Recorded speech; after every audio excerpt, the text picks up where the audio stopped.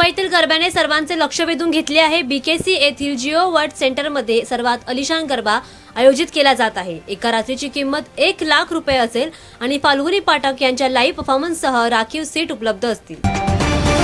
नवी मुंबई आंतरराष्ट्रीय विमानतळाचे उद्घाटन 30 सप्टेंबर रोजी होणार नाही, अशी पुष्टी मंत्री गणेश नाईक यांनी केली आहे। कोकण भागात मुसळधार पावसामुळे उद्घाटन पुढे ढकलण्यात आले आहे। कांदिवलीमध्ये भीषण आग लागली आहे। ठाकूर हाऊस कांदिवली पूर्व येथील भागात गीता टिंबर ट्रेडर्समध्ये आग लागली आहे। एका सिलेंडरचा स्फोट झाल्याने 7 जण गंभीर जखमी झालेत। सर्व जखमींवर उपचार सुरू आहेत। रेल्वे मास्टर एक प्लॅन तयार करत आहे। मुंबईतील लोकल ट्रेन आता दर 3 मिनिटांनी धावतील। सध्या दररोज 1810 लोकल ट्रेन धावतात। या गाड्यांची क्षमता 5000 पर्यंत वाढवली जाईल। रेल्वे मंत्र्यांनी या प्रस्तावाला मान्यता दिली आहे। मेट्रो 7 मार्गावरील तांत्रिक बिघाडामुळे गर्दीच्या वेळी 2 तास सेवा विस्कळीत झाली, ज्यामुळे प्रवाशांना मोठी गैरसोय झाली। गुंदवली मार्गावर याचा परिणाम झाला, ज्यामुळे प्रवाशांमध्ये मोठा संताप व्यक्त केलाय। मध्य रेल्वेची वाहतूक विस्कळीत झाली आहे। 2 मशीन लोकल ट्रेन खाली चिरडल्या आहेत। मशीनच्या अपघातामुळे मुंबईकडे जाणाऱ्या गाड्यांवर परिणाम झाला आहे। नाशिक सापुतारा सुरत महामार्गावर रस्ता खचला आहे, ज्यामुळे वाहतूक कोंडी झाली आहे। मुंबईहून ठाणे गुजरातला जाणाऱ्या प्रवाशांवर गंभीर परिणाम झाला आहे।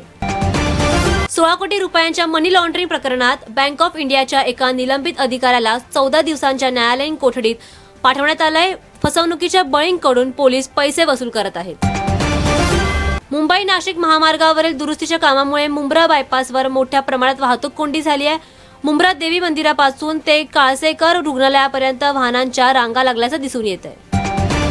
व्हीपी रोड स्थानकावर एका महिला पोलीस अधिकाऱ्याने गैरवर्तन केल्याचा व्हिडिओ व्हायरल होतो। यावर कारवाई केली आहे। महाराष्ट्र राज्य मानवाधिकार आयोगाने मुंबई पोलिसांना याची नोटीस बजावली आहे।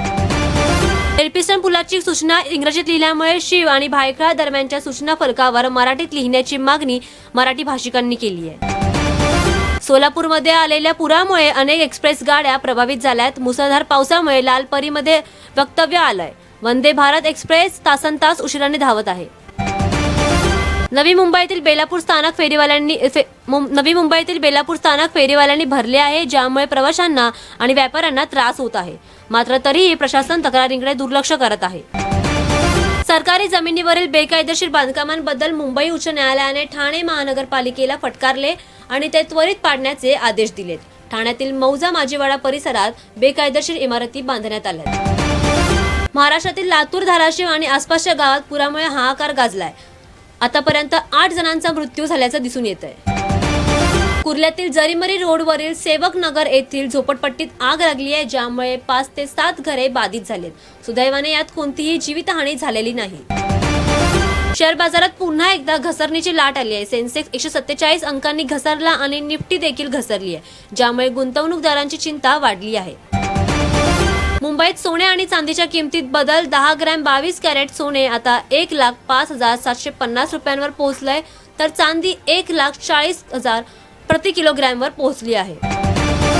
पुण्यात एक घृणास्पद कृत्य घडलेलं आहे। एका पुरुषाने 11 वर्षाच्या मुलीवर लैंगिक अत्याचार केलाय। न्यायालयाने आरोपीला 20 वर्षांची सक्त मजुराची शिक्षा सुनावली आहे।